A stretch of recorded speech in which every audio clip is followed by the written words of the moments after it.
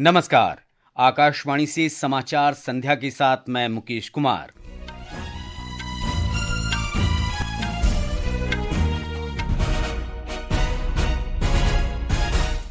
प्रधानमंत्री नरेंद्र मोदी 2 दिन की जॉर्डन यात्रा पर अम्मान पहुंचे। कहा, इस यात्रा से जॉर्डन के साथ संबंध मजबूत होंगे। सरकार ने कहा, मतदाता सूची के विशेष गहन पुनरीक्षण से फर्जी मतदाताओं को हटाया जाएगा। लोकसभा ने उच्च शिक्षण संस्थानों को सशक्त बनाने के लिए विकसित भारत शिक्षा अधिष्ठान विधेयक संयुक्त संसदीय समिति को भेजा। यूक्रेन ने पश्चिमी देशों से सुरक्षा गारंटी के बदले नेटो में शामिल न होने पर सहमति जताई। रूस के कब्जे वाले क्षेत्र सौंपने की अमेरिका की मांग ठुकराई। नई दिल्ली में राष्ट्रीय निशानेबाजी चैंपियनशिप में मनु भाकर और सिमरनप्रीत कौर बरार ने महिलाओं की 25 मीटर पिस्टल स्पर्धा में स्वर्ण पदक जीता। प्रधानमंत्री नरेंद्र मोदी 3 देशों की यात्रा के पहले चरण में जॉर्डन के अम्मान पहुंच गए हैं। जॉर्डन के प्रधानमंत्री डॉक्टर जाफर हसन ने उनका औपचारिक स्वागत किया। सोशल मीडिया पोस्ट में प्रधानमंत्री मोदी ने हवाई अड्डे पर गर्मजोशी से स्वागत के लिए श्री जाफर हसन का आभार व्यक्त किया। उन्होंने कहा कि उन्हें विश्वास है कि इस यात्रा से दोनों देशों के बीच संबंध मजबूत होंगे।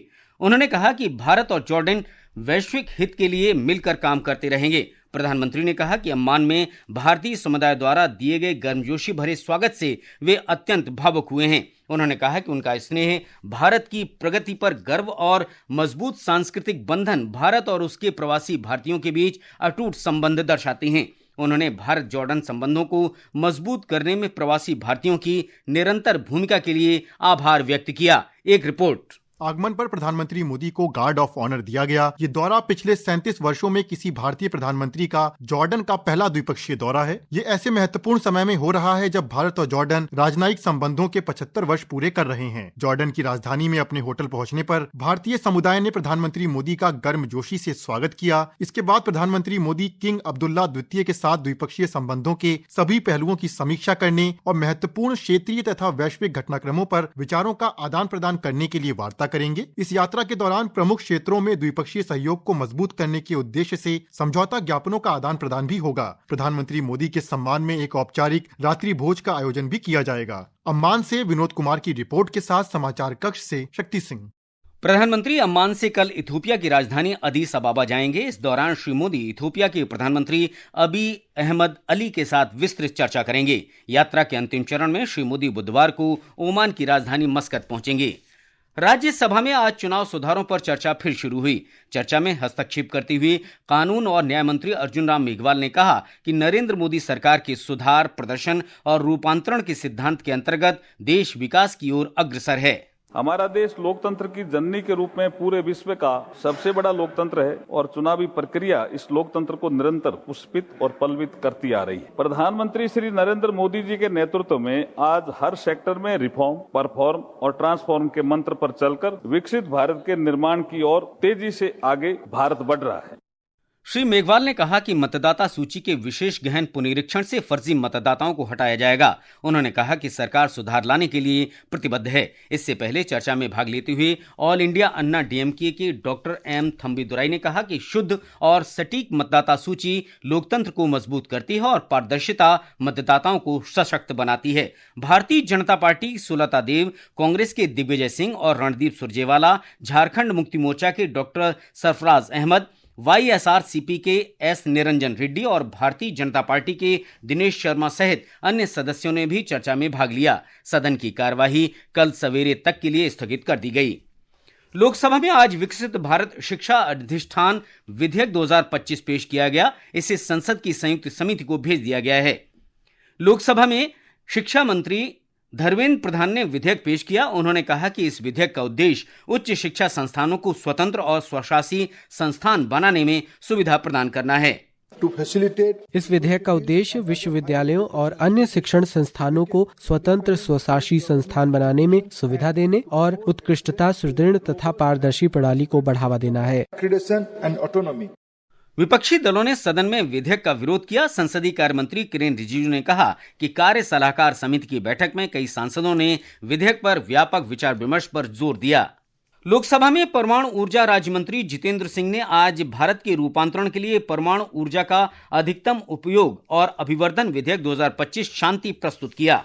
विधेयक का उद्देश्य देशवासियों के कल्याण के लिए परमाणु ऊर्जा और तकनीकी पहलुओं के विकास के लिए परमाणु ऊर्जा उत्पादन को प्रोत्साहित करना है। विपक्षी सदस्यों ने विधेयक का विरोध किया।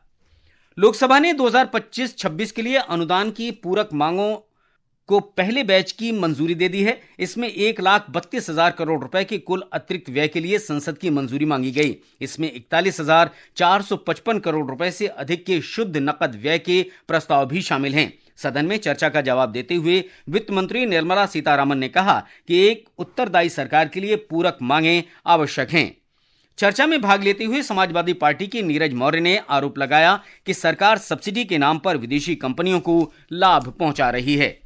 संसद के दोनों सदनों में आज की कार्यवाही पर हमारे संवाददाता की एक रिपोर्ट। संसद के शीतकालीन सत्र के 11वें दिन आज दोनों सदनों में एनडीए सांसदों ने कांग्रेस की रैली में प्रधानमंत्री नरेंद्र मोदी के खिलाफ आपत्तिजनक टिप्पणी को लेकर कांग्रेस नेतृत्व से माफी की मांग की। इस मुद्दे पर लोकसभा को 2 बार और राज्यसभा को 1 बार स्थगित करना पड़ा। जब दोपहर 2 बजे लोकसभा की कार्यवाही पुनः शुरू हुई तो सदन में 3 विधेयक पेश किए गए। ये है विकसित भारत शिक्षा अधिष्ठान विधेयक, भारत के रूपांतरण के लिए नाभिकीय ऊर्जा का संधारणीय दोहन और अभिवर्धन विधेयक तथा निरसन और संशोधन विधेयक 2025। हालांकि विकसित भारत शिक्षा अधिष्ठान विधेयक को व्यापक विचार विमर्श के लिए संयुक्त संसदीय समिति को भेज दिया गया। इसके बाद लोकसभा ने अनुदानों की अनुपूरक मांगों पर चर्चा की। जब राज्यसभा की कार्यवाही दोपहर 12 बजे शुरू हुई तो प्रश्नकाल में संबंधित मंत्रियों द्वारा मंत्रालयों और विभागों से जुड़े प्रश्नों का उत्तर दिया गया। बाद में उच्च सदन ने चुनाव सुधारों पर चर्चा फिर से शुरू की। अनुपम और सुपर्णा के साथ आनंद कुमार, आकाशवाणी समाचार, दिल्ली। ये समाचार आकाशवाणी से प्रसारित किए जा रहे हैं। ताजा समाचार जानने के लिए आप हमारे social media handle x@AIR News Hindi को फॉलो कर सकते हैं। समाचार संध्या में आपका फिर स्वागत है। वाणिज्य और उद्योग मंत्री पीयूष गोयल ने बताया है कि पिछले 11 वर्ष में देश में सौर ऊर्जा उत्पादन में 40% की वृद्धि हुई है। ऊर्जा क्षेत्र में हुए विकास पर श्री गोयल ने नई दिल्ली में कहा कि भारत अब कोयले का चौथा सबसे बड़ा शोधन केंद्र है। उन्होंने पिछले वर्ष 1 अरब टन से अधिक कोयले के उत्पादन और आयात में 8% की कमी का उल्लेख किया। श्री गोयल ने बताया कि पवन ऊर्जा क्षमता अब बढ़कर 53 गीगावाट हो गई है। 11 वर्षों में बदलाव कितना बड़ा हुआ है और ऊर्जा एक क्षेत्र ऐसा है जो एक सूत्र में आपको बता सकता है मोदी जी की सोच, गरीबों तक विकास पहुंचा है, रोजगार के नए अवसर मिले, स्वयं रोजगार को प्रोत्साहन मिला है। मुद्रा योजना का सफलता देखिए, स्वनिधि योजना की सफलता देखिए, startup India, stand up India की सफलता देखिए। रक्षा मंत्री राजनाथ सिंह कल नई दिल्ली के रक्षा संपदा भवन में आयोजित रक्षा संपदा दिवस समारोह में शामिल होंगे। श्री सिंह देश भर में फैले 61 छावनी बोर्डों के रक्षा भूमि प्रबंधन और नगर प्रशासन के क्षेत्र में सार्वजनिक सेवा में उत्कृष्टता के लिए रक्षा मंत्री पुरस्कार भी प्रदान करेंगे।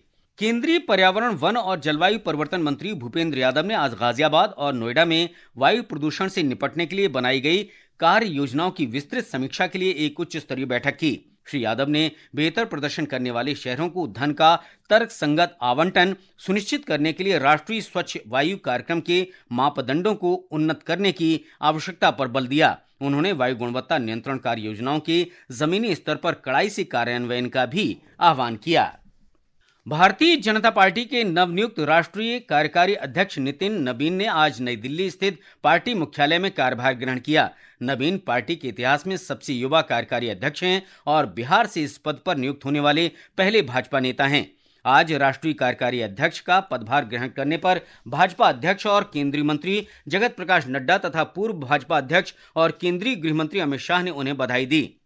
पेंशन प्रशासन प्रणाली रक्षा यानी स्पर्श पहल से नवंबर 2025 तक भारत और नेपाल में 31 लाख से अधिक रक्षा पेंशन भोगी जुड़े हैं। स्पर्श डिजिटल इंडिया की एक प्रमुख पहल है जो देश का पहला संपूर्ण डिजिटल पेंशन प्लेटफॉर्म बनकर उभरा है। मंत्रालय ने कहा कि स्पर्श भारत की सबसे बड़ी एकीकृत पेंशन प्रणाली है।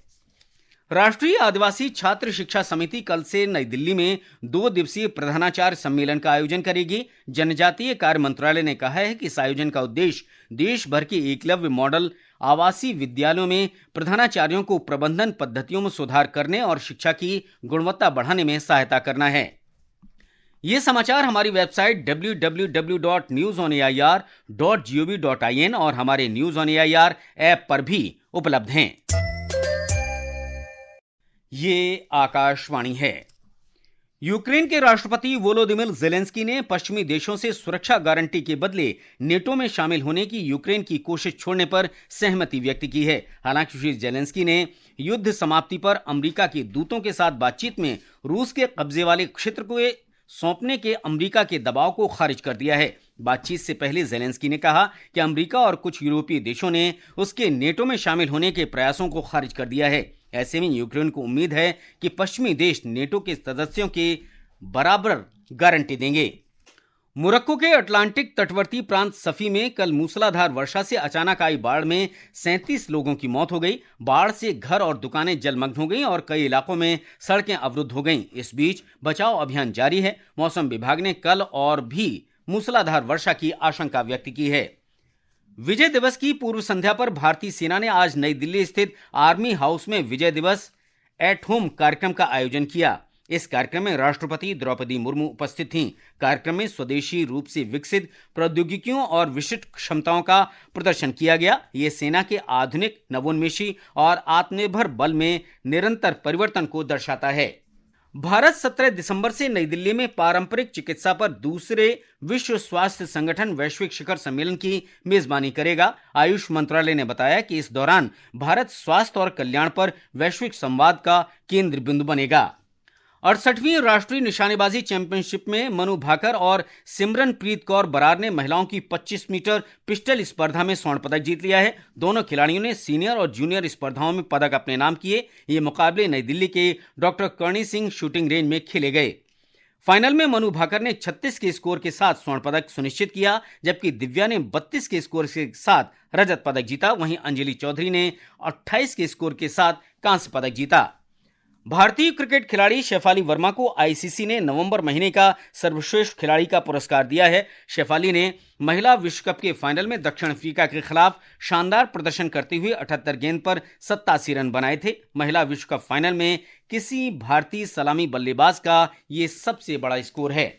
मौसम विभाग ने कल मध्य प्रदेश और उत्तर प्रदेश में घने से बहुत घने कोहरे की स्थिति का अनुमान व्यक्त किया है। अगले 2 दिन में उत्तर पश्चिम भारत में न्यूनतम तापमान में 2 डिग्री सेल्सियस की गिरावट आ सकती है। वहीं राष्ट्रीय राजधानी क्षेत्र दिल्ली में वायु गुणवत्ता गंभीर श्रेणी में बनी हुई है।